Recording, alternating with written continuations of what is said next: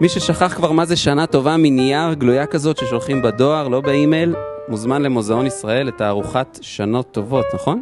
כן, השנה הטובה הפכה כבר למוצג מוזיאלי.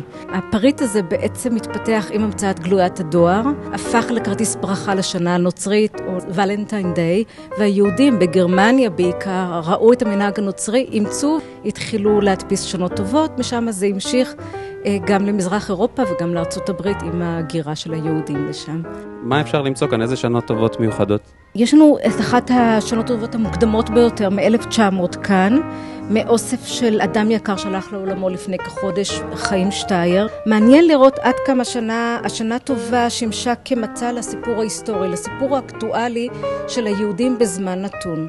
אז למשל בתחילת המאה אנחנו רואים המון את תופעת ההגירה, יהודי מזרח אירופה, פולין, שחיים במצוקה כלכלית מאוד גדולה, מתחילים להגר לגרמניה. עם התחלה של הציונות מתחילים להיות מסרים ציוניים.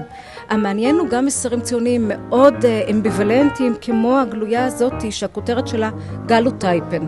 זאת אומרת, הציונות שרצתה להטיף ליהודי החדש וליהדות השרירים, הנציחה טיפוסים גלותיים.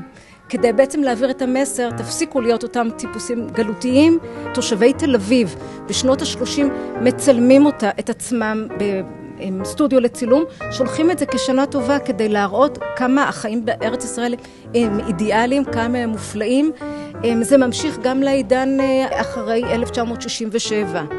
הניצחון המרשים, השמחה הגדולה, הם מונצחים עם הדמויות, עם הגיבורים של אותה מלחמה, בר לב ומשה דיין כאן. אחרי שנרגעו איכשהו מכל הניצחון הצבאי האדיר הזה, מתחיל להיות בעצם התופעה של החיים הטובים והיפים במדינת ישראל, המשפחה הישראלית האידיאלית, וזה מה שאנחנו רואים בשנות ה-70.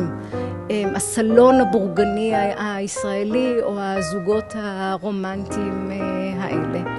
אז לא רק ראש השנה, יש כאן תצוגות של כל חגי תשרי, ראש השנה, הימים הנוראים, יש סוכות ויש תצוגה גם של שמחת תורה, אז אתם מוזמנים בתשרי למוזיאון ישראל. שנה טובה. שנה טובה.